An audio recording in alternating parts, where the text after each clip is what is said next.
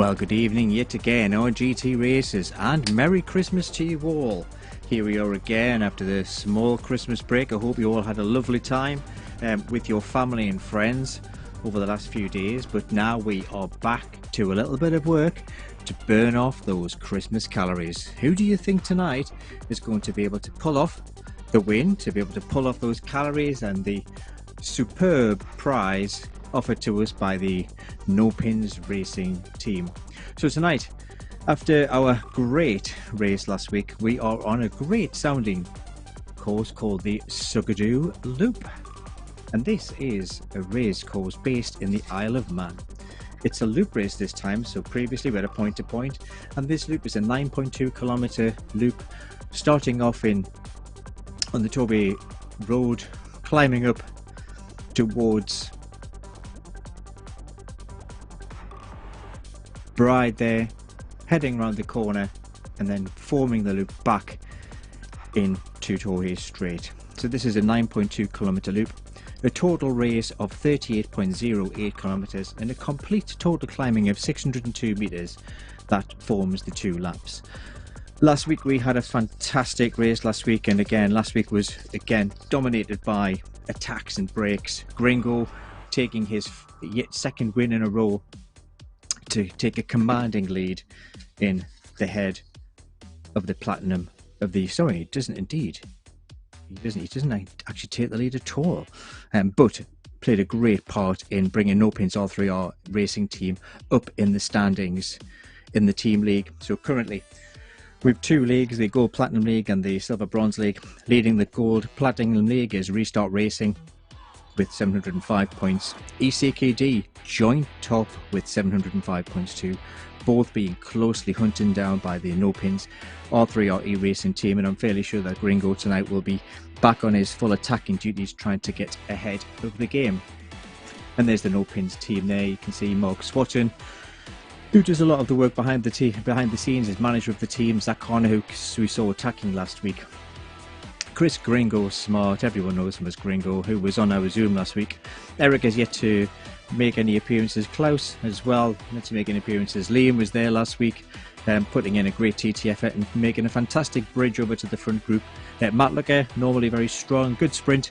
He's been in about, he's not around there tonight, and SB has yet to get a pass out from his missus because this is just pretend racing and therefore doesn't count in being able to be busy. But there you go, that's the Nopinz team who will be racing tonight and who are closely chasing down, hot on the heels of Restart led by Matt Smart and ECKD led by the very aggressive and very strong Rasmus Fellballer. So 24 seconds to go before they go. Now we'll talk you through the course as we go around, and I'm fairly sure that we will see, as usual, massive red numbers at the start of this race. And this race actually starts on a very slight uphill this week. Previously there have been some downhill races, but this one starts on an uphill, so I'm fairly sure from the start, as we can see, almost like a rocket, kind of a catapult kind of start from the guys there. We can see them all seem to be getting off safely. Tim Cook, who captains the Race 3R team, setting the pace in the early stages. John Beams, who promised this week that he would be up there, putting himself at the start of the pack and making these attacks, he's there as well.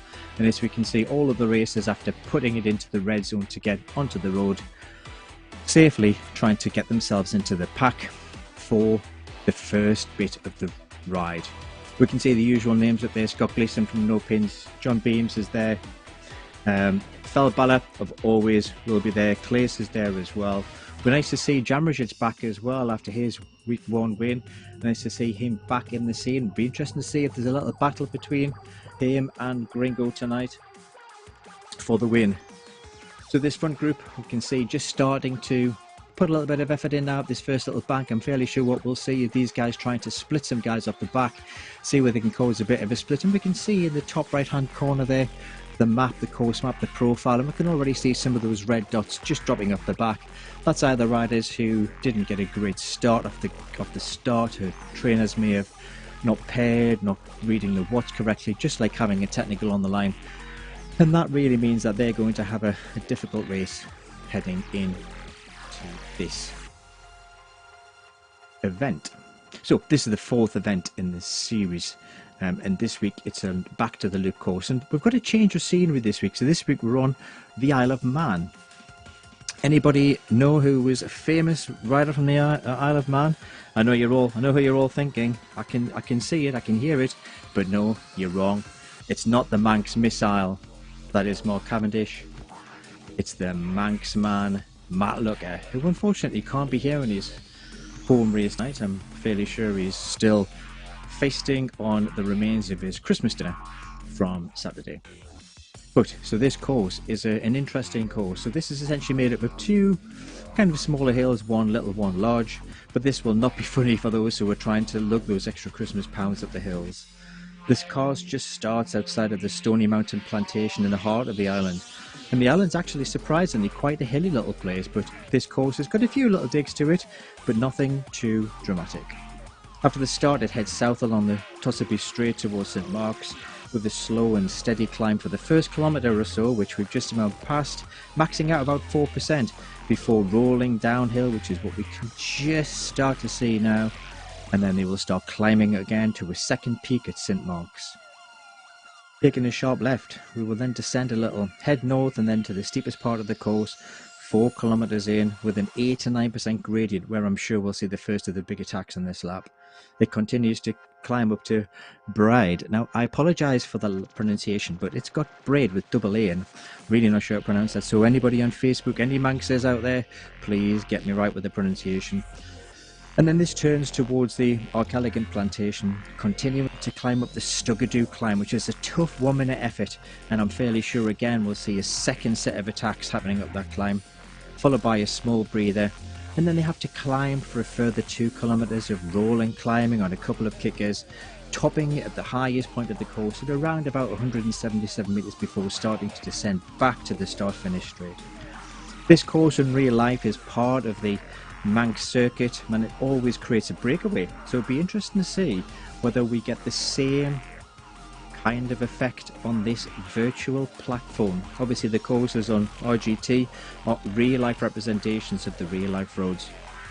The superb Magic Roads facility allows you to turn any GPX into virtual roads, so what the guys are feeling out there today will be exactly what they would feel out in the Isle of Man, apart from the elements, the wind, the rain, the Manxmen shouting at you, the kind of thing that you'd expect to see on any road race.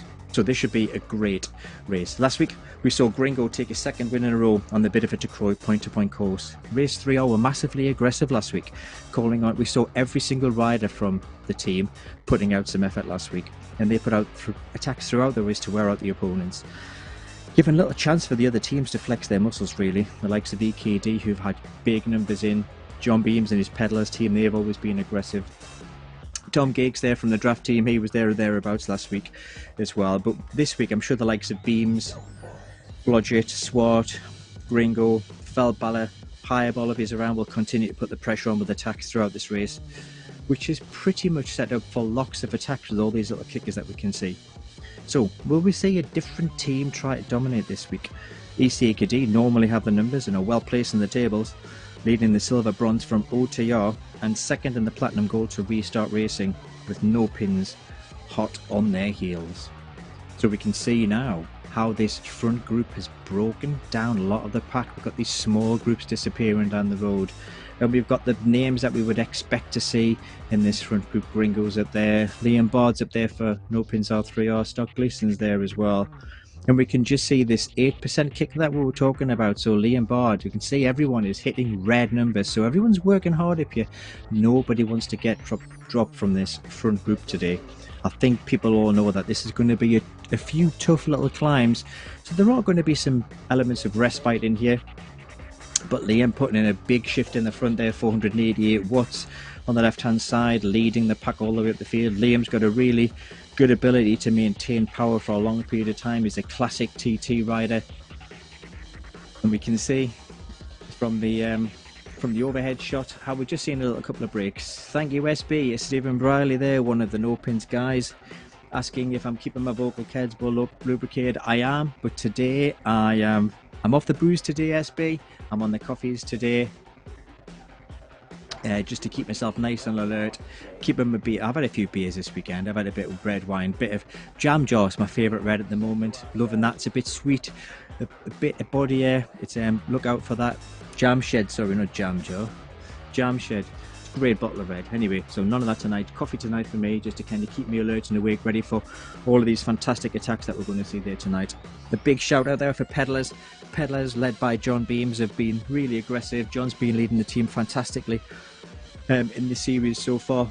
Wasn't so happy they didn't get much of a shout out for his attacking last week, so I've asked him to rise to the challenge and put himself to the front today until they'll see some more of that wonderful pain face that he pulls out on his Zoom cam. Gringo, true to form, heading out in the front, being joined by this Nopinz R3R team. We can see the Nopinz guys have actually got their strip in game now. So we can see this is the Nopinz real life strip, and what a thing of beauty it is. Designed by one of our riders, Dan O'Shea, who's a graphic designer. I think he was having a migraine the day that he designed that shirt, looking at the amount of colour in there. But it's a fantastic looking shirt, and I have one of these myself.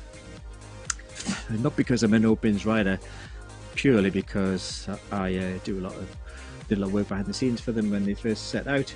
Now I just commentate on their awesomeness on the road. Dakana alongside Gringo, putting some effort in at the front, with Scott Gleason, 3 very strong race 3R riders taking it to the rest of the pack. Swart there, great to see Mike Swart up in the front. Mike is actually the lead designer for the RGT DB site, which is essentially the repository for all of the results of these RGT races. So Mike's done a great job there. Still a work in progress, so Mike is always very open to suggestions on how we can bring this site to life and really increase its richness now that we're seeing so many more events on this wonderful racing platform that all of the racers love to race on. Ask any racers which platform they love to race on. A lot of them will say RGT because of the fantastic race dynamics that they have. New name in the front there, Dallaire, racing for Restart Racing with Mike and a few other riders there in Restart. Good showing there, the front group. And in the moment, what we can see is this front group seems to be dominated by 2 teams. We've got a lot of riders from Nopinz and we've got a lot of riders from R3R, but we're not seeing the ECKD numbers that we normally see. I wonder why that is tonight. The likes of Felbella would normally be up there. He's in there, the front pack, but not really joined by any of his ECKD colleagues, which we've seen so many times in the races before in the past. Now, I can't believe that is due for delivered. I'm fairly sure this must be due to availability, because for the last 3 weeks we've seen ECKD putting in big numbers, big efforts from Felbella. Highball's been in there. Gottlieb in the first week, he was extremely aggressive. Klaus Bering's been there as well. Fleming back 2 weeks ago, he was very pivotal to breaking this front pack up, and we just don't see these ECKD riders in there today. But Nopinz R3R, same as it did last week, taking it to these races and trying to put the pain on really early on in this race. We haven't even finished the first lap and we can see how much this pack has broken down. John Beams, lovely to see John in there. Is that a new top the pedalers have got, or is that an old top they've got? That looks like a new top as well. I'm liking that, John. Like the couple of pedals in the back, simple, straightforward, very bright. Liking that, John. Good effort. John promised to be more attacking this week, so let's see what he does.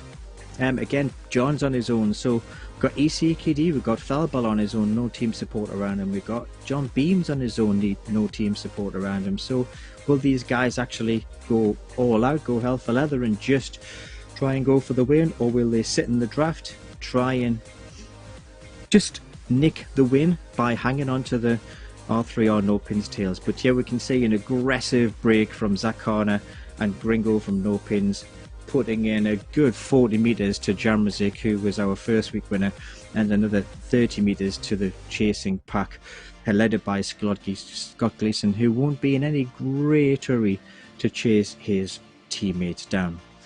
Joe Jamrazik bridging over to the front too, so this could set itself up for a very, very, very interesting race. This might end up being a 2-man race between Gringo and Jamrazik. Jamrazik, as we can remember, was one of our more aggressives in the first week. pushed off to a fantastic win, and then Gringo again for 2 weeks running. So will Jamzik be able to close that down and make it 2-2? John Beams there putting a lot of effort into the front of that chasing pack, trying to close this gap down. Still kind of sitting in a comfortable 4.2 watts per kilogram, maybe just biding the time. This is a downhill section, so the downhill section, this bigger pack of riders will have that very slight draft advantage over those racers in front. So this is the descent back down to the home finish straight. So this will slowly descend down for another kilometre or so. So we need to hang on to the tails there, don't drop off the back, because the draft dynamics in RGT are so realistic. If there's a gap between you and a pack, you absolutely spat out the back like nobody's business. So you want to make sure that, yeah, take it easy, but make sure that you're hanging onto the wheels in front. So this front pack, what they're riding at speed wise. So front group there, they're riding at 57 kilometers an hour. Liam Bard there, after doing a huge amount of work at the start, just dropping back down into 15 pace. Liam very aggressively breaking that front pack up and paying the price of that, alongside Jan Vanner, who had a great result last week for race 3R, and Neil Turner. But we can just see the difference in these hillier courses. Last week was mainly flat. We had a very long flat section, and that held all of the riders together, giving some of these silver bronze and some of these not so strong riders the chance just to hang in on the coattails of the stronger riders, just kind of get the breather, and then these small punchy climbs allowed them just to be able to work a little bit and hang on in the front. Today, completely different profiles of the course, and we can just see what that's done to the pack.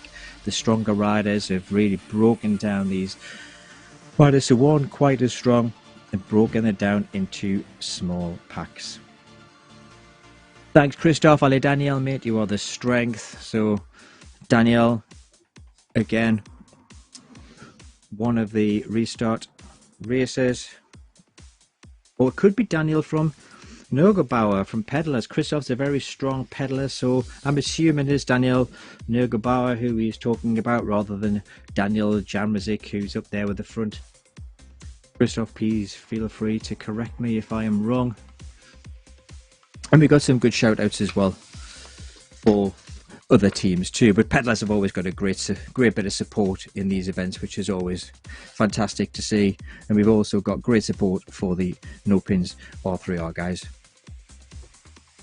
There's the front three again. Zach Horner up into the red, Jamzik in the green, Gringo in the yellow. Those coloured bars give us a good indication about how hard these riders are working. This little kick at 3.8%. This is really just a little smash, this 1 minute climb that we were talking about. A good little climb there, 1 minute effort just to kind of get up there, get over the top, and get over the other side to have a bit of a breather. One of our cameramen there sitting nicely, chasing along. Here's the chasing pack. We can see the double screen there on the top left hand side there. We can see the front three, we can see the chasing pack, and currently that gap is 100 meters and just seems to be growing, despite that downhill section where the bigger group would have had the draft advantage.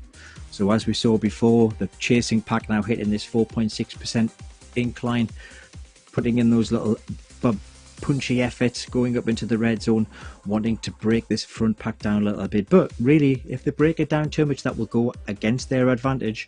Maybe they know that the front three are away and they're not going to be caught, even though we have just pretty much gone through the first lap barrier. So now on to the second lap, lap 2. Back with the front three, Gringo, Jamzik and Horner. Will the Nopinz guys work together, or will Jamzik take it to them and start putting a little bit, see if anybody can, do you reckon anybody can put the hurt on Gringo, or do you think Gringo is going to just sit in there and put the hurt on Jamzik when he needs to? What do you think, guys? I think it'll be a great fight between these two. I wouldn't be able to call this, I don't think, to be fair. After last week, not seeing Jamzik for the last few days. Eric shouting out for Nopinz, thank you very much, Eric. Eric is on my team. I'm team captain for in the inter-club championship. Eric, very sensibly, true professional, taking time out from these RGT races to come and sit in the magnificent Maltese team 4 in the R3R Interclub Championship.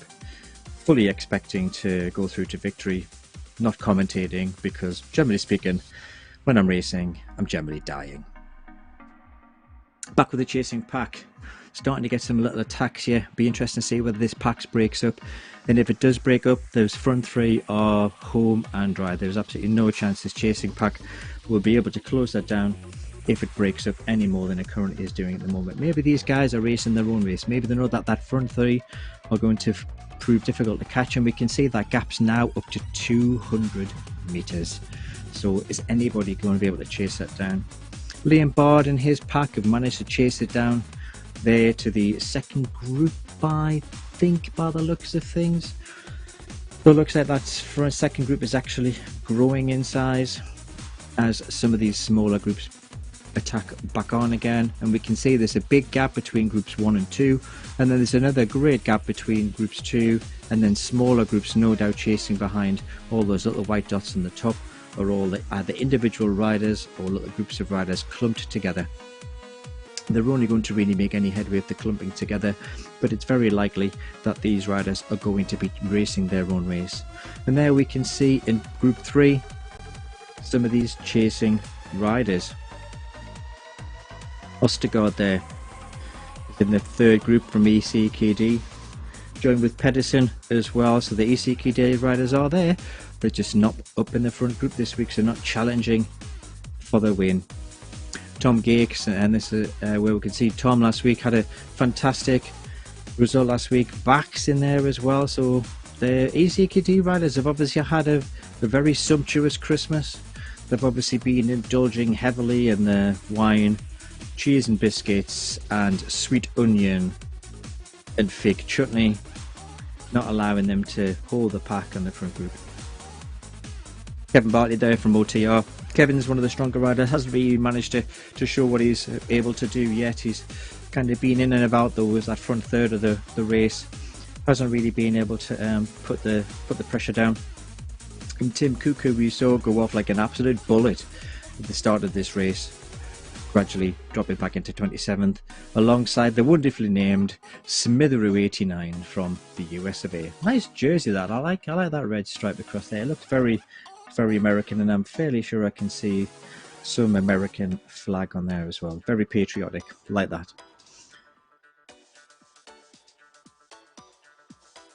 Lennox, they're riding from restart down to 36, and we can just see some of these little riders. There's the Daniel Nurgabauer, who I think Christoph may have been talking about. Can he chase back onto these two with Lennox and Dulac? Little attacks going in by those two. They're going tete-a-tete.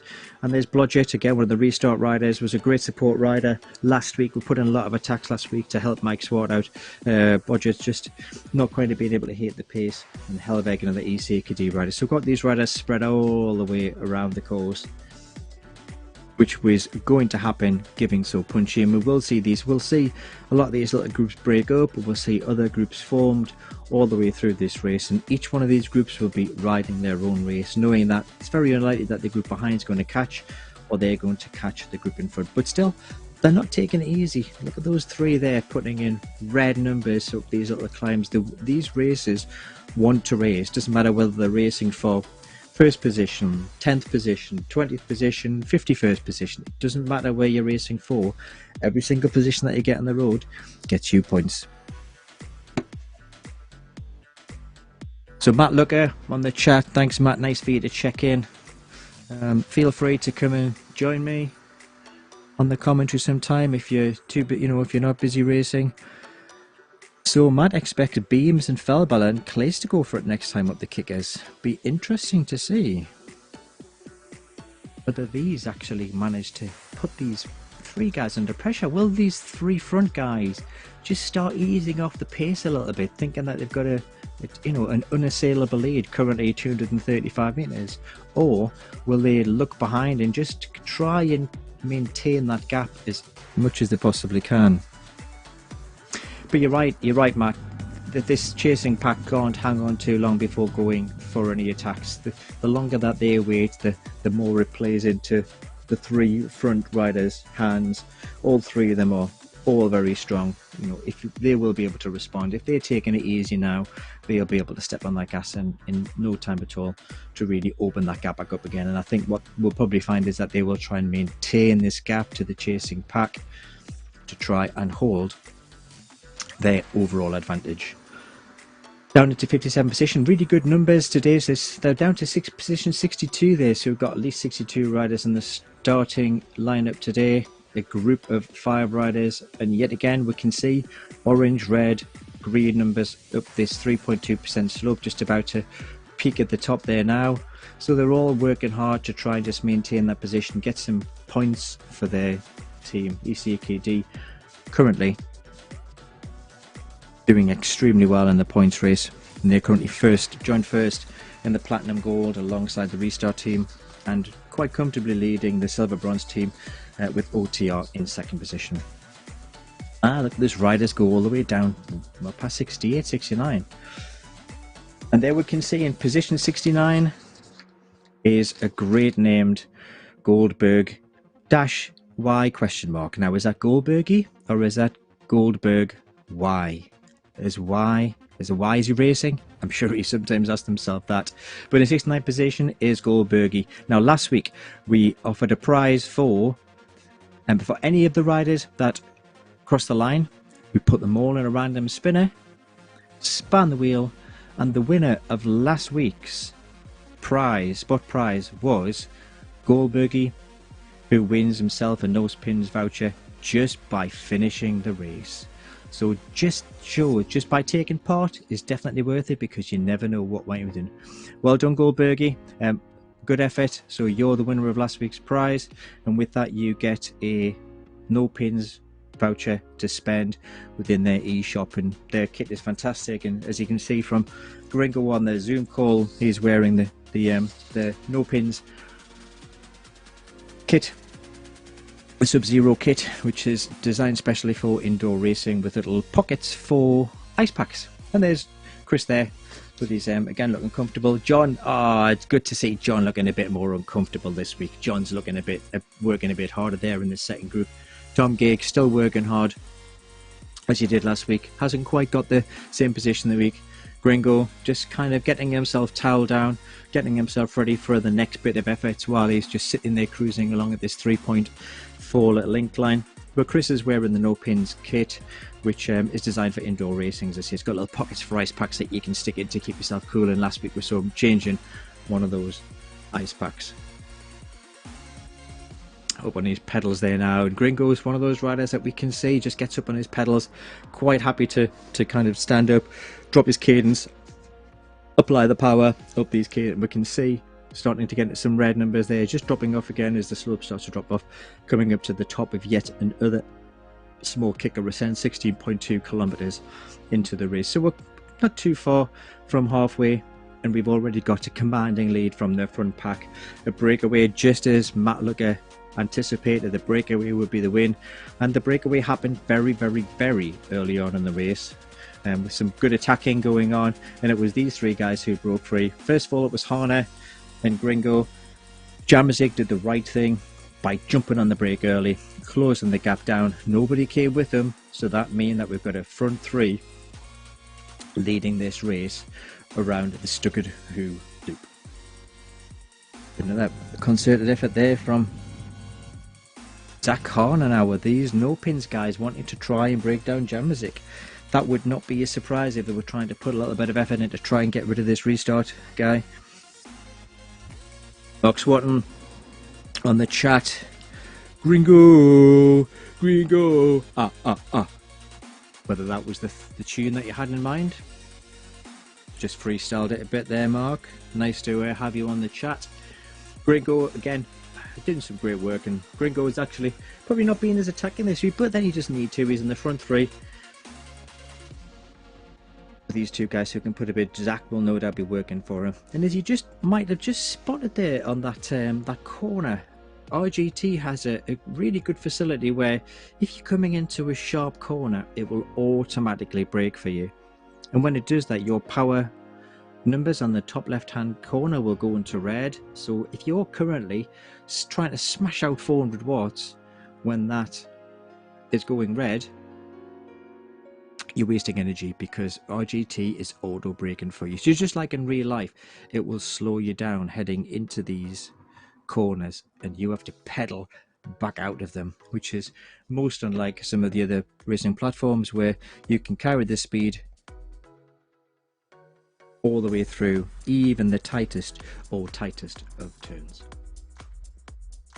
So after that little attack by the Nopinz guys, Jammasic takes the front. So this is brave work by Jammasic. He could quite happily just sit in here, let these Nopinz R3R guys do the work and kind of come around them at the finish, but he's doing his fair share. To be fair to him, certainly can't knock him for that.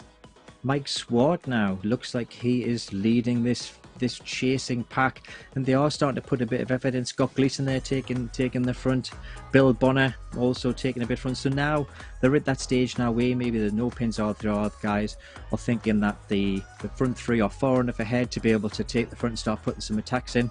Otherwise, what you would find is that your teammates would not want to chase you. Now we can start to see a lot of attacks coming down this downhill slope. So this is quite brave attacking. This is sometimes a nice cheeky little move that you see, where sometimes somebody will put an attack in down a hill just when you're trying to get a bit of recovery.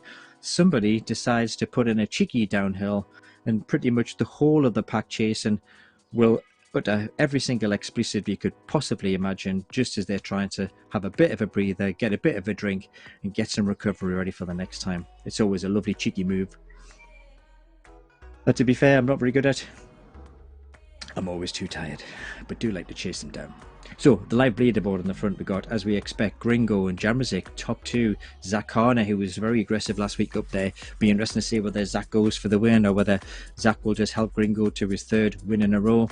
John Beams there heading up the chasing pack from Pedalers, with Mike Swart from Restart, and as well as quite a good showing from the Restart guys, and quite a good showing from the Nopinz guys, with Felbella the only ECKD rider in that chasing pack. So it'd be interesting to see whether these bigger teams put in more of the work, or whether it's the individual riders such as John Beams and Felbella, who put in some work to get some extra points. All these places count for points. So certainly not taking it easy, as we can see. Certainly continuing to work very, very hard, and this is where we'll see some real tactical racing coming in this pack.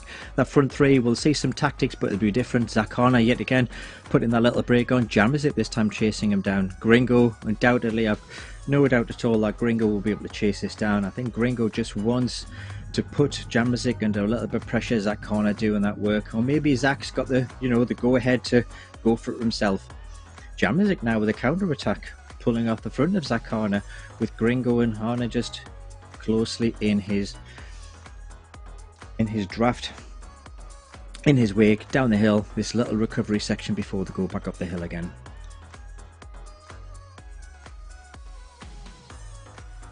Back onto the Zoom call. Anybody out there, if you're racing in these series, it's always great to get you on the Zoom call. It adds a superb element to the racing. It's really good to see how these races do actually suffer, and unlike Mrs. Briley, who calls this, well, actually Mrs. Briley and then my wife for that matter, calls these pretend races, looking at some of the faces that these guys are pulling, looking at some of the efforts that they're putting on these pedals, it certainly is nothing pretend about this whatsoever. It's as real as it comes, and in fact probably working harder. There's no time to rest on the pedals.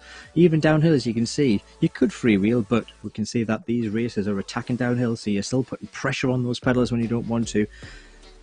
Getting a fantastic workout and really maximising that training effort that you get.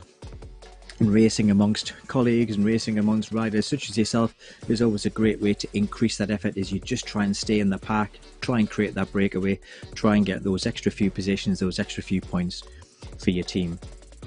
Back to Group 2. So that gap is still growing. It's now at 500 meters and continuing to edge out. So I'll be very, very surprised if these guys do manage to chase down the front three, unless there's a very, very coordinated, concerted effort by all of the riders in the group. But that would be very surprising if they all took turns to took the front and really smash themselves out. I think they will let the front three race their race, and these guys will race their own race. But I'm expecting this to be fairly exciting racing. I'm expecting some of these races to start putting in some attacks. We're now just over that halfway point. Without a Clays. Clays has been quite an aggressive rider the first two races, but it's first three races. But it's interesting to see, just when you change the profile of the course, how it makes a massive difference to who actually can hold that power and stay in the front group, and who actually is better being in the second group. Some of these guys will be strong enough to be in that front group, just miss the jump. Some of these guys will be just strong enough to stay in this second group, but be able to put in a really competitive effort. Top left hand corner there, we can see the actual power profile of these riders. You can see the power that they're pushing out, the cadence that they're riding at, as well as the heart rate that they're working along. Felbeller there, I think we're focusing on. I know Klemezowski we're focusing on there. Doesn't have a heart rate monitor, so in normal racing circumstances that would mean a disqualification in these races. If you can't provide any heart rate data, then there's no real idea of work knowing how hard you've worked. So yes, your watt gives an indication about how hard you're pushing on the pedals, but linked to your heart rate, that gives us a true indication of how hard you've actually had to work during the race, and that just adds to the validation of any efforts that you've put in, and therefore validates your results. So it doesn't matter how hard Klemegowski will work today, they will no doubt be disqualified from the results for the lack of a heart rate, leaving the rest of the riders to hoover up the points from this second group. So as I was saying, on the top left there, we can see the power that they're putting out, the cadence, and some of these riders will be spinning around at 90 to 100 RPM. Some of these riders will be slowly grinding at 70 or whatever, as well as the heart rate. All these guys will have a different maximum heart rate.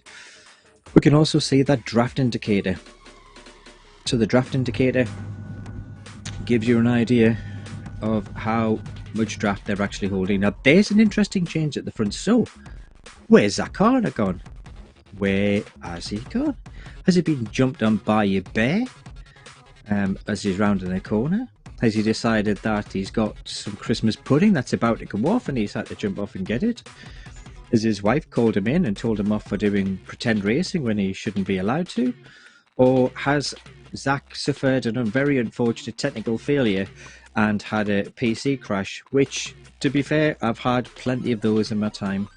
PC crash killing any race. The worst one is when you're 10 seconds from the start and your PC crashes. That's one of the most annoying things in the entire virtual racing world. But these things happen in real life. You have a puncture, back wheel falls off, chain snaps, you get some mud in your eye, socks don't look very good, race is over. So that front group's now down to 2 riders. So as we were predicting, as we said before, this could end up being a head-to-head between Gringo and Jamrzik. What a fantastic finish this could be between these 2 riders who were absolutely dominated at the front of the start.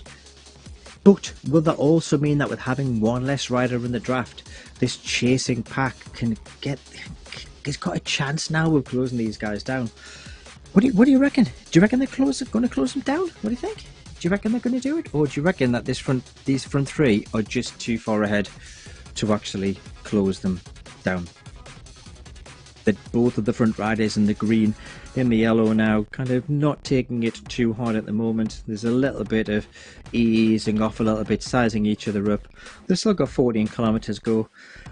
Making a break now will be very difficult to stick, I think, with the strength of these 2 riders. So I'm fairly sure that these 2 will just tap it out, try and just kind of keep the legs working, try and keep the heart rate to a reasonable level. Just make sure that they're working hard enough to maintain that gap, but not too hard that they're going to blow themselves out for the end of race finish, which I'm fairly sure is going to be absolutely explosive. So do not go anywhere for the next 14 kilometers, guys. Chasing pack, still working hard. John Beams still looking like he's working hard. John's done a huge amount of effort on the front, which is great to see. He's risen up to the challenge that I gave him last week. John's actually taken the front on his own there without any pedaler support.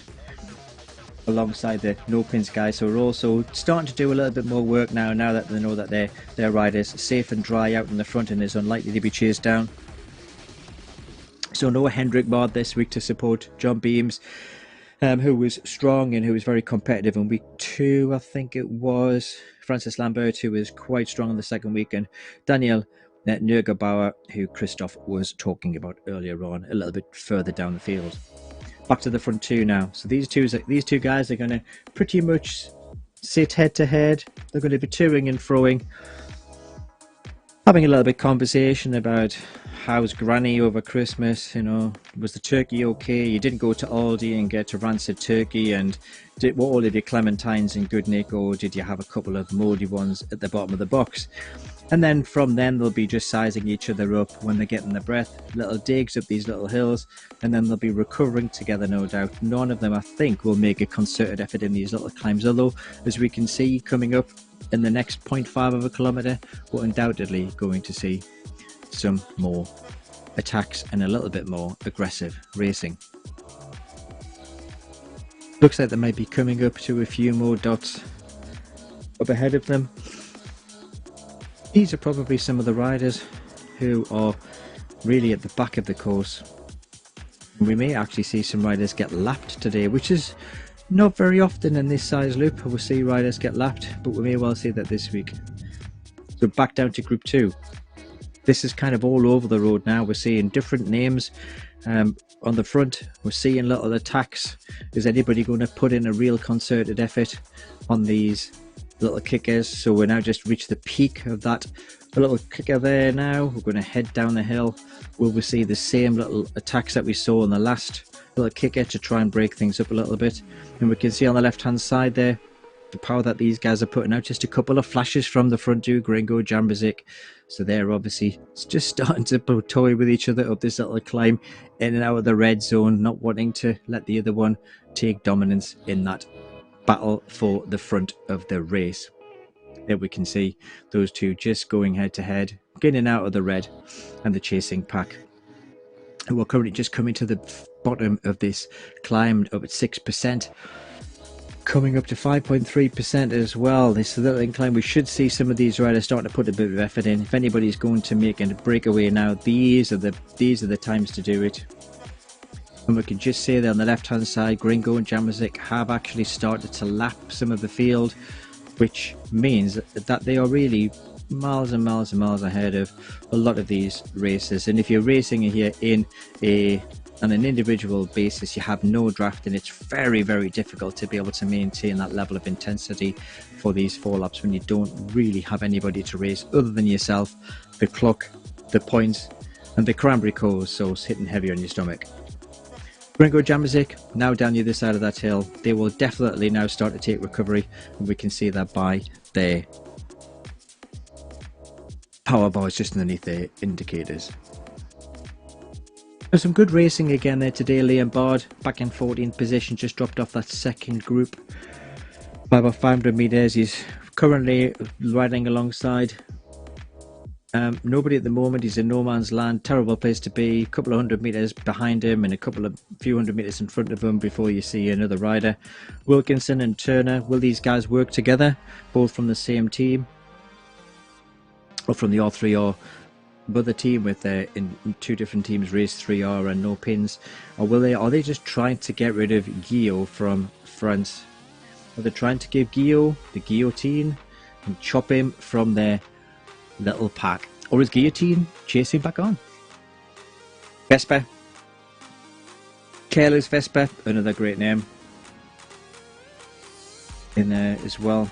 And Ostergaard from ACKD and Austin, one of the OTR riders, back in 20th and 21st position. And these are 200 metres from, these are 20th position. So if you remember last week, we saw the top 20 crossing really very, very close to these front riders, but currently they've got a 200 metre gap on group number 4, and they've got a 200 metre gap to group number 3, 500 metre gap to group number 2, and then a 5 metre gap to group number 1. So you've almost got the 2 kilometre gap between position 2 and position 20 and position 1. David Blodgett did a huge amount of work last week. Again, he's one of those other riders who's currently sitting in no man's land. He's got to really try and chase down Austin and OTR, 100 metres ahead, got a couple of 100 metres behind him to any rises. Dulac and Lennox, we saw these two guys working together a little bit earlier on. Again, we can see these little gaps in between these little groups. So Lennox and Dulac have got 100 metres to be able to chase down Blodgett. And then we've got the likes of Herman, Nauergauer back, and Schmid in the group behind those. Back to the front, coming up to the end of lap 3. Coming down the hill, both of these guys now will be trying to get as much recovery in as they possibly can. Some of these riders will take a mid-race or somewhere through the race an energy gel to try and just help to fuel some of these little kickers, and this is a great time if you're going to think about taking any extra energy or any extra fuel into your racing strategy. This is a great time to do it. Coming into this area, you've got a little bit of recovery, you're getting your breath back, you're not going to choke yourself on your sweet cherry SIS gel. You'll be able to cough your way across the start finishing line for the start of the 4th and final lap.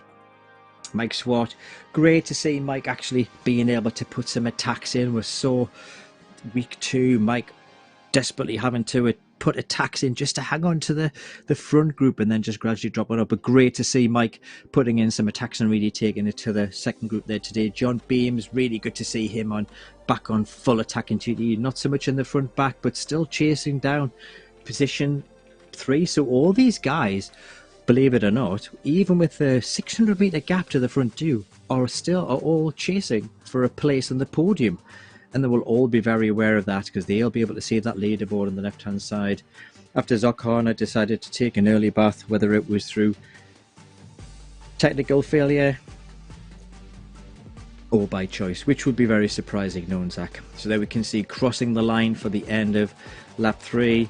We'll be hearing the bells, the sleigh bells for the Christmas period. Signing off the last lap of this 4-lap 4th round race in the Nopinz Super Series here on RGT. So what's going to happen in this second group? What's your predictions, guys? Are we going to see one of these guys make an early break in lap 4? Are we going to see them sticking together till the very, very last climb? Are we going to see a little breakaway group like we see in the front? What do you guys think? Are we going to see 2 or 3 riders break off the front of this and try and chase down that podium position? Or are all of them too similar in ability, too similar in strength to be able to break clear of the rest of the pack? Because that will take a tiny bit of effort. We might see some team tactics come in yet. Nopinz R3R have certainly got enough numbers to put in a concerted effort, but will they be able to pull it together and be able to do that? That's a great shot there, that helicopter shot there, just looking at how these riders are playing out across the whole of the road. Obviously the scenery in RGT doesn't actually match the roads that they're actually riding on, but it does give us an indication of, it kind of does look like real roads, and the roads that the guys are riding around will be much more suburban than this, but very difficult to reproduce a 3D environment like this in a short space of time. So RGT's got a really good compromise where you can completely recreate everything about the roads themselves, but just computer generates the scenery around it, and that gives a very realistic feeling. RGT just doesn't show these country scenery as well. There's a number of other sceneries, including urban sceneries. There's a desert as well, mountains, climbing coastal ridge, so there's plenty of visual attraction in the platform. But these magic roads currently, which is a fantastic feature, show this very beautiful RGT rendered countryside. So second group, all looking a bit cagey.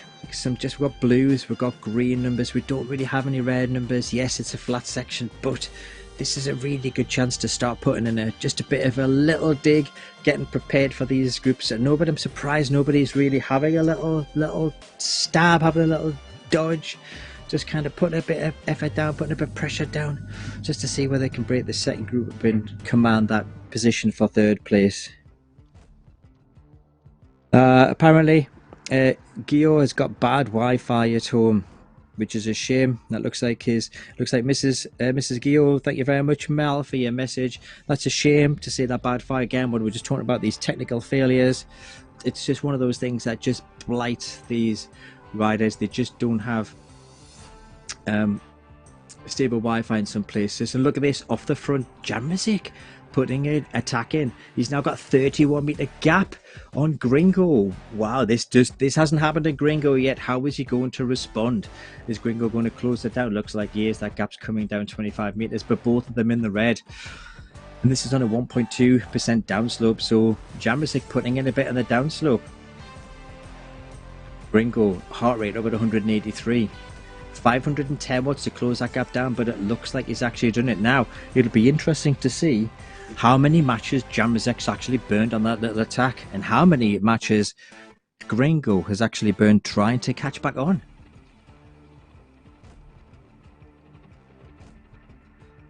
This is set up for a fantastic finish. 6.3 kilometers to go. We've got a little bit of uphill left to go, but we've got a lot of downhill to go before we hit this finish, as we can see on that road ahead. So who's going to put in that decisive attack on the incline before we descend back down to the start finish line? Who's your money on, guys? Today, this week, we are going to give our prize to the most attacking, combative rider, and we've certainly got 2 or 3 off the front there, but we've also got, in the second group, we've also got quite a lot of attacks going on there. We've got a lot of work going off the front. John Beams there going off the front quite a lot. Felbala having probably his quietest race today. I don't think I've seen Rasmus be as quiet as he is. He's sitting in there today. Maybe last week he wasn't there because of injury or illness, and maybe he's just recovering to get back in there, but unusual not to see Rasmus up there with the front 3 or front 2 now. Maybe he's just getting back into it. Maybe he's had a bit of a break, but I'm sure what we'll see next week, I'm sure we'll see Rasmus back to his full attacking best. Mike Swag doing what Mike Smart loves to do, likes just to hang off the back, have a bit chill, checking out the strips from the back, looking at where his next Nopinz purchase is going to be. Is it going to be that beautiful blue, purple, dark blue, magenta, maroon, and every possible colour of pink and purple you can describe under the sun on the Nopinz jersey, or is it going to be one of the other jerseys? Now we can see some attacks coming in. Now we can see, look, the Nopinz guys, 2 or 3 of the Nopinz guys going up the road there with Clays, just as Matt Luca predicted. He predicted Clays to go up front there, and indeed he is doing. Maybe he's got a direct line to Wuta Clays. Good shout there, Matt. Matt's back on the chat again. It's going to be a close battle on the team front between Nopinz and Restart. Completely agree. This second group will probably dictate who's going to be kind of taking this, maybe taking the second place, to be fair. ECKD, Restart, Nopinz. This is going to be a really close one for the top. In the top 3, we've got Restart Racing in the Gold Platinum. It's 705 points. We've got ECKD second, well, joint top and 705 points. And Nopinz R3R E-Racing team on 687 points at the moment. At the moment, in the front, we've got Jamrzik from Restart. We've got Gringo from Nopinz R3R, but we don't have anybody in the front group from ECKD. Felbala is the only rider we have from ECKD in that second pack, but look at the numbers that Restart have got. Look at the numbers that Nopinz have got as well. So I'm fairly sure that the points haul for Restart and Nopinz are going to outstrip those of ECKD, and be interesting to see who is going to take the top spot depending on where these guys finish off today. 100 points for the winner, going down from that. So there's a lot of points to be had, and even just 1 or 2 points, as we can see in these top positions, makes a massive difference to how these riders do. In the individual rider standings, currently Platinum Gold is Rasmus Felbala. Rasmus is currently leading with a 97 point finish, a 91 point finish, and a 100 point finish. But currently he's sitting there in the second group. Henrik Harbol, his teammates, there in second place. David Blodgett from Restart. David's dropped down a little bit there today. And Gavash, where's Gavash today? Is Gavash not here today? I don't think I've seen Gavash. That's a shame, because Gavash is the Dirty Dan's strongest rider. And John Beams currently in fifth place from Pedalers. In the silver bronze, we've got Mike Swart, who's currently joint up with Jan Vanner. Mike Swart's there in that second group. Jan Vanner's, I think he's maybe in the third or fourth group as well, so Mike may well increase his lead in the silver bronze category. Klaus Behring from ECKD and Bill Bonner from Nopinz. Neil Turner from Race 3R in 5th place. GTR Gringo is currently in the silver bronze rider category with 200 points, but that's only from 2 races.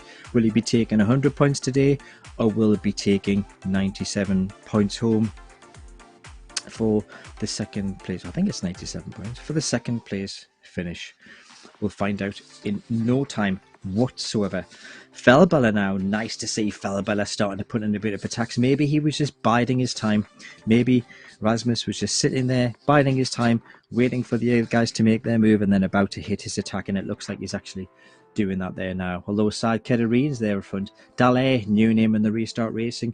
He hasn't really shown very much over the last few races, but starting to put some effort in there now, which is good. John Beams always again up there and about, so we can just start to see that starting to just run out a bit now. It's like a pace line now. Who's at the front of that pace line? It looks like it might be Dallaire maybe with Katerine. Some red little figures. We'll see these little snippets of red as they try and chase back through the gaps, a little bit of green and blue while they're recovering. Now again, John going into the red, going into that. He wants to close these 3 riders down. Stock Gleason there was putting out Lofev in the very start of the race. He's gone off on a little break, back to the front too. So 3.1 kilometers to go, 6.6% on this slope. Will we see a very definitive attack going up here, or will these guys just toy with each other for another little bit before they decide to put in an attack? Group number 2. Isn't that interesting? We've got 1 rider from ECKD, we've got 1 rider from Nopinz, we've got 1 rider from Restart, and we've got 1 rider from Peddlers and that up there. So just interesting to see how all these 4 top teams have all got strong riders in there, starting to get some backup now in Nopinz R3R and the Restart. But this second group has broken up a little bit. We can see some riders dropping up the back. It's great to see Rasmus Fellbeller putting some in attacks, currently in the red zone. So Rasmus wants to break up these teams maybe, but with Nopinz with the numbers in tow, being able to take it to the front with Scott Gleason, who took an early lead in this race in lap 1, and he's currently leading out group 2. So Gringo and Jamazik, looking at there, they're definitely having a rest there. Just quickly flashed to those 2 on the leaderboard, and I could just see that they would just drop their powers down to 0.0 watts per kilogram. True freewheeling, very much trying to get a little bit of recovery, because they know that this next section that they're going to come up to is going to really decide who will take this win today. With only less than 2.2 kilometers to go, we can see them coming past all these back markers. One of the back markers desperately trying to chase him down, get on the back, get a draft, see whether they can hang on there and see whether they can get some extra points. Interesting, Christoph taking on those front 2. Good luck with that, lad. So in RGT, if you are lapped, the 2 things happen with that. Firstly is that your draft, the draft that you can carry chasing riders, is actually reduced. So this means that if you're a lapped rider, the likelihood of you being able to hang on to the coattails of these faster guys up front gets progressively less, as your draft is less than theirs would be. But to be fair, good effort Christoph, tried to get on the coattails of Gringo and Jamazik to get a couple of extra meters on his opposition. Good racing. Back to group 2. Jamazik now. Jamazik with an attack. Gringo recovers, Gringo responds. 2 in and fro, and they've got 1.4 kilometers to go. So they've got these back markers in the sights. This can be confusing for some of these races. You've got a back marker in, and sometimes you can get something called a sticky draft. That's something that RGT does not suffer from. So there is no sticky draft in RGT, where if you sit behind anybody, it tends to suck you in. RGT doesn't suffer from that. So if you don't have a draft, you don't get a draft. Simple as that. You have to work to keep it, you've got to work to get it, you've got to work to hold it. Back to the front, Jamazik now with yet another attack. 900 meters to go. Gringo now coming over the top, just easing off. These two are very definitely just having a little game to themselves. Jamazik again with attack. Which one of them is going to put in the decisive attack? Gringo responds yet again. Are we going to see them drop back down to the... Yep, there we go, dropping back down again. They just really are having a little game with each other. One of these guys is going to put in a decisive attack and the other one is not going to be respond. But the time and road is running out for both of them. We've got less than just over 400 meters to go, so this is where any attacks that are going to happen within the next 100 meters or so. I would think we're definitely going to see a sprint finish between these two guys. Who's your money on? I genuinely can't call this. So we've got 230 meters to go. There's the line. Look at them, they're not even in the red yet. They're not even in the red yet. Who's going to take it? Who's going to launch that attack first? Jamazik's in the yellow. Gringo goes for the attack. Is Jamazik going to respond? He does, but is he responding? Yeah, I can't believe how Gringo takes it on the line by Jamazik. I genuinely cannot believe how late those two guys left that sprint finish. I was fully expecting somebody to go for a 300-400 meter output, but no. Literally 10 meters from the line, Gringo decides to put it out. Felbella, after having a relatively quiet ride so far, deciding that he's had enough, he's taken it to the pack. This chasing pack have got 400 meters to go. These are chasing for third position. This is for a podium pace. John Beams, great to see him working up there. Mike Swartz up there as well.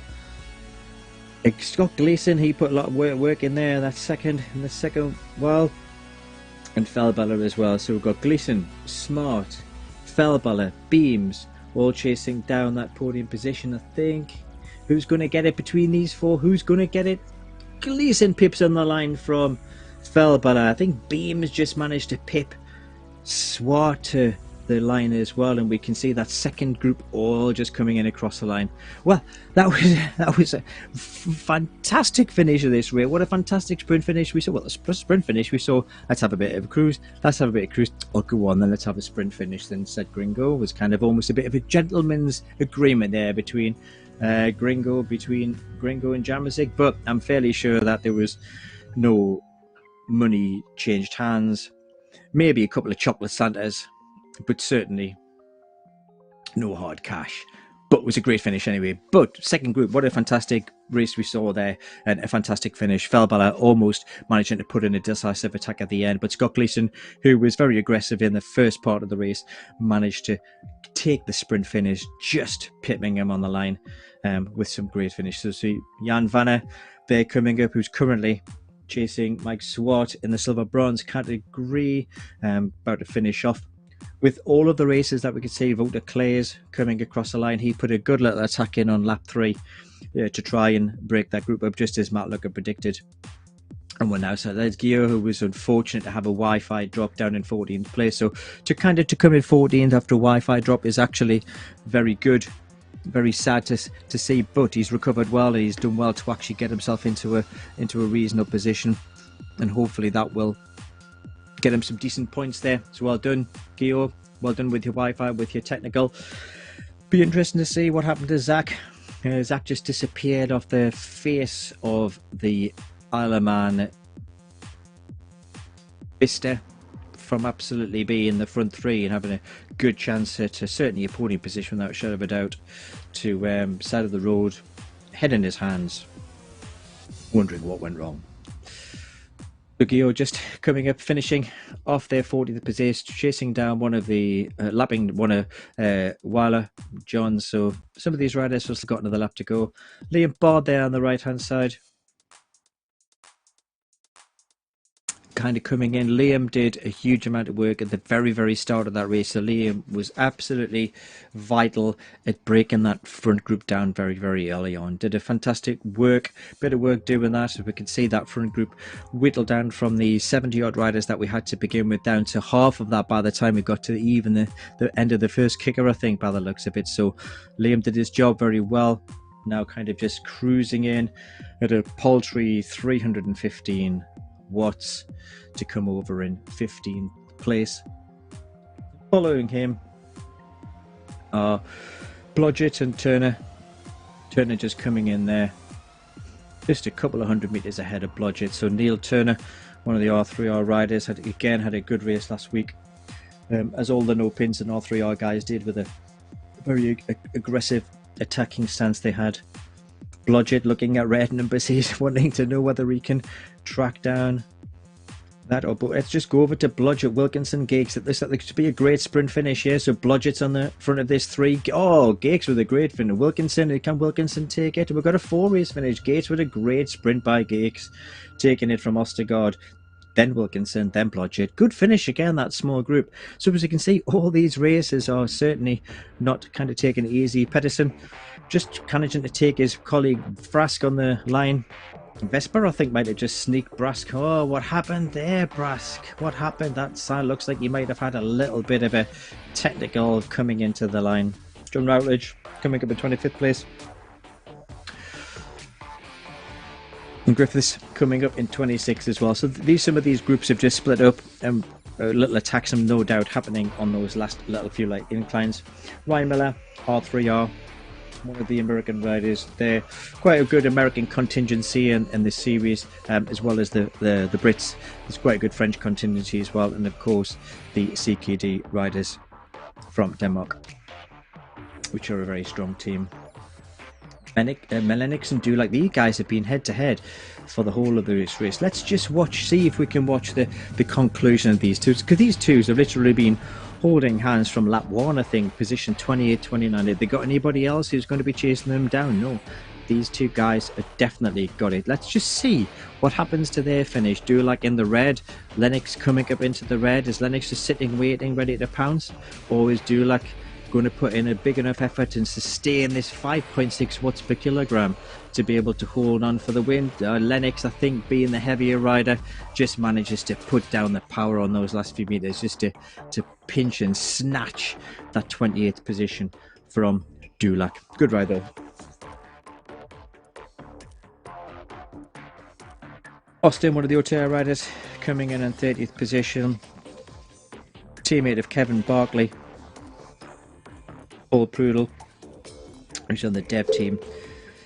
OTR not the strongest of showings there today. They are currently chasing down the ECKD team in the silver bronze category, and I think, looking at today's results, I think ECKD probably did outpoint them again. So final results coming up on the screen there now. So we can see on the left, we can see the names of the rider, the time difference, and then the watts per kilogram that they put out as average throughout the race, and we can see a huge spread there. So 3 weeks in a row, GTR Gringo takes the win, but today certainly didn't have it easy at all. Great to see Daniel Jamasic back in the mix, really taking it to Gringo, put in some good attacks. Then it was that just last little 100 meters really that sorted out those two guys.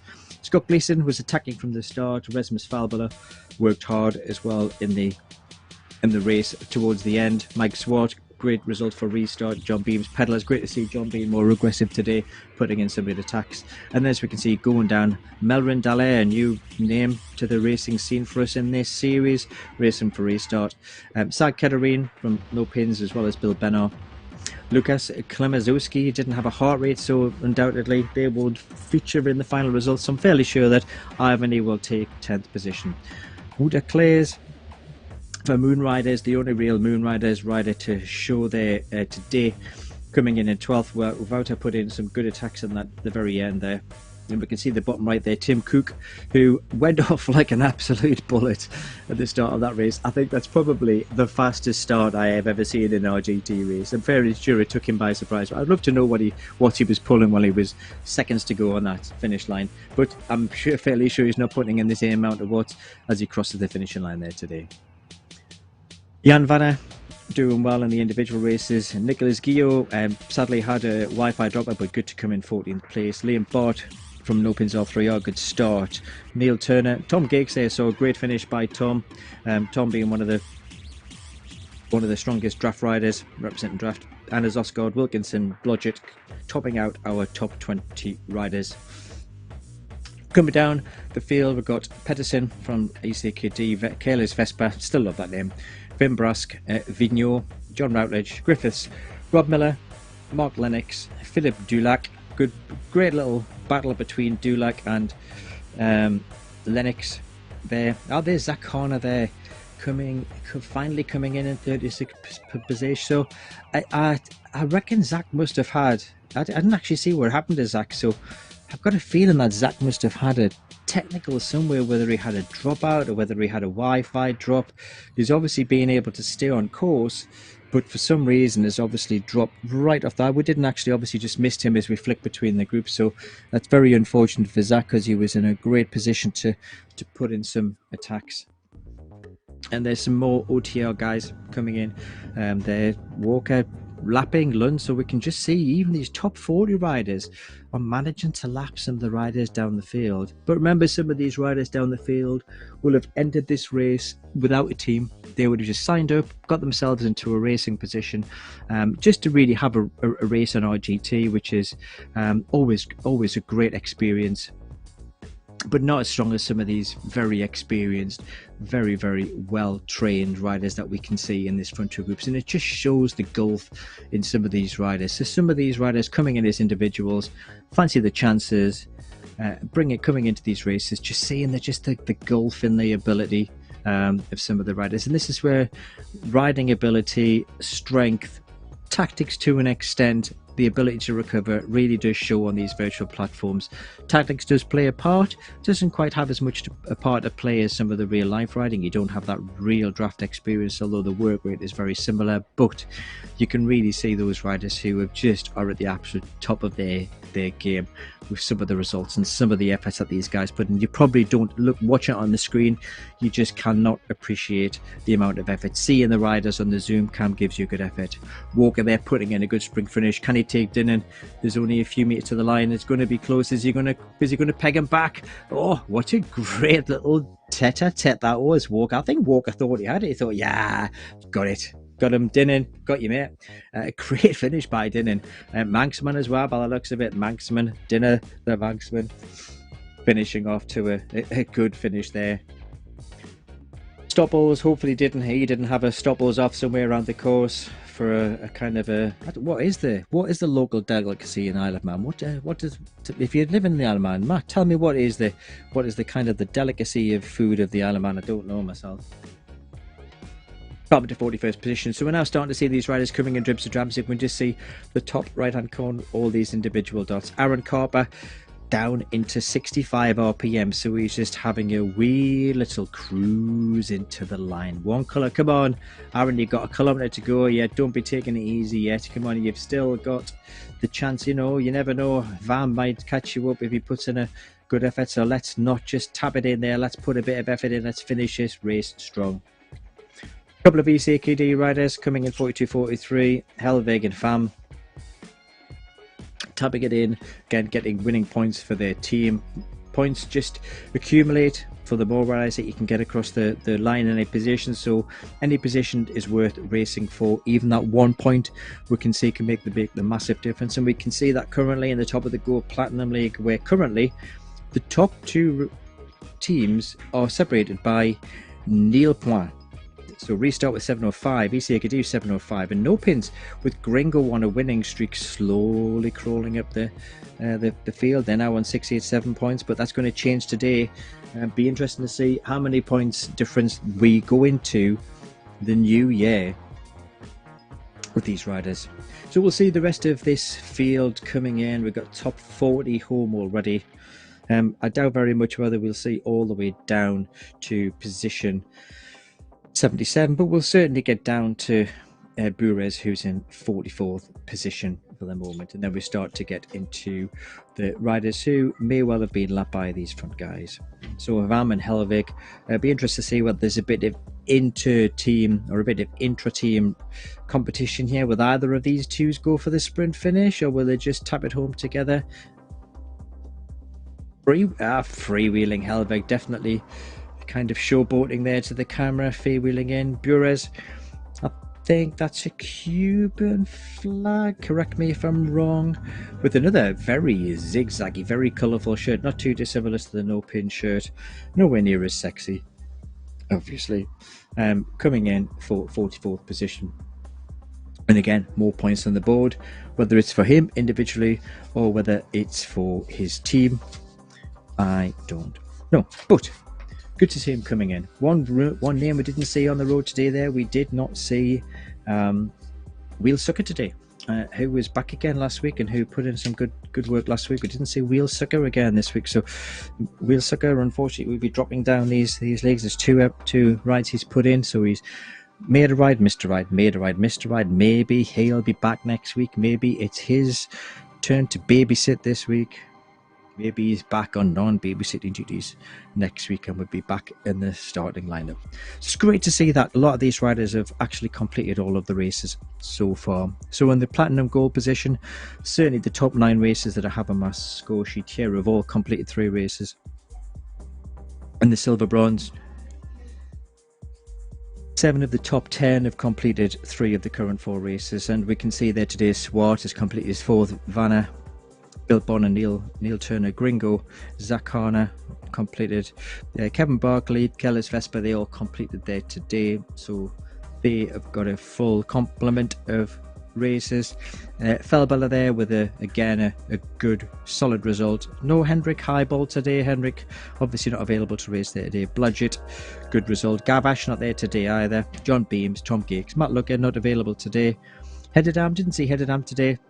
Doug Hart and Pedersen was there as well. So we'll see quite a bit of shuffling at the top of the Platinum Gold League today, but I'm fairly sure Fellballer will be heading that league comfortably. Whether Mike Swart will continue to take that front position in the Silver Bronze, I think he will. I think he probably will be outstripping Jan Vanna with points, although Gringo will be slowly closing up with his maximum points again today, but not enough to overcome Mike, who's currently leading the Silver Bronze category. Christensen coming in P48, P52, sorry, to finish off his race. And again, huge numbers for the ECKD team. They must have a massive team, these guys, and it's great to see such a massive presence on RGT. Having a team presence on any platform is always great for racing, because you're pretty much guaranteed that there's going to be some form of team tactics. Most of these teams will use some form of electronic communication to identify what tactics they're going to use. Most of the teams use Discord, which is open source free software to allow teams to communicate with each other during a race, but also have a communication forum as well, where they can talk to each other. So that pretty much wraps up the finishing basis for today's race. We've got these last few riders coming in. We've got another 20 or so riders out on the course. No doubt be finishing off, and we will see all of these results coming up very, very soon. And we shall see the points changing over the next couple of days. So, final finishing results. So, as we can see, that top 20, so Gringo leading it up all the way down to Peter Rosson there in 30th position. Huge amount of variance in watts per kilogram depending on the weight of the ride and the power they're putting out, but every single one of these riders putting in good efforts. 4.93 for Jamrazik, that's a big effort. Anything nearing 5 watts per kilogram is a big effort. Nicholas Gio there, who had the Wi-Fi dropout, 4.82. So Nicholas obviously had a big drop and then has had to put in a huge amount of work to pull that back in. So very great effort there by Nicholas to pull it up all the way down there to Peter Rosson, even 3.44. Philip Dulac, 4.19. So certainly nobody's taking it easy this week. So again, great racing this week. It was just a great attacks. Matt Lucker, Nopinz R3R rider, predicted this today with a breakaway taking the lead, which obviously happens in real life, this being his local race circuit, and he was exactly right. So Matt Lucker was bang on with his predictions of a breakaway when we saw the 3 riders take it up to the front, and then sadly we lost Zach Harner somewhere on the 4th lap, I believe, back down into 36th position, allowing the front 2 of Jamrazik and Gringo to chase it out head to head. Won by Gringo with a 2.5 centimetre sprint finish from Jamrazik. That's probably been the quickest inch in the whole of Ringo's life. On RGT so far anyway. But it was a good inch.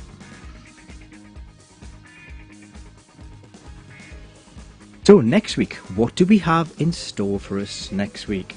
I will just finish off seeing the results in Fleming back there down in third position. Fleming was really strong last week. Tim Cook, who was the kind of the RGT Bullet, new nickname for Tim, coming out of the front of that pack like an absolute missile. He certainly was the Manxman missile today, coming out the front of the start. Down through all of these, some of these races will have teams, some of these races won't. So what do we have in store for you guys next week? Next week we have the South Moulton to Barnstaple. We saw Barnstaple feature already so far, and we can see this is a long, winding course. Only 231 kilometers next week, which is about the third of the elevation that we saw this week, but the distance is very similar.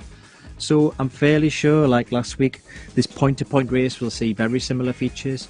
No doubt we'll see a big pack chasing down to begin with, and then on those little kickers there where we'll see small elevations, we'll see these attacks happen to try and break this pack down. So come and join us next week for another series race in the Nopinz Super Series on RGT. We will be here next Monday, same time, same place, 7 PM. So would love you to join us.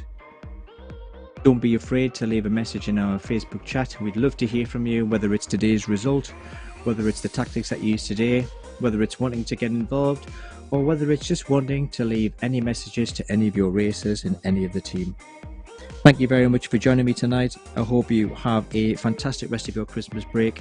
Happy New Year to everybody. Enjoy your celebrations this Friday night. Be safe, be secure, get out on your bike, get that 500 miles under your belt, and we will see you next Monday night at 7 PM.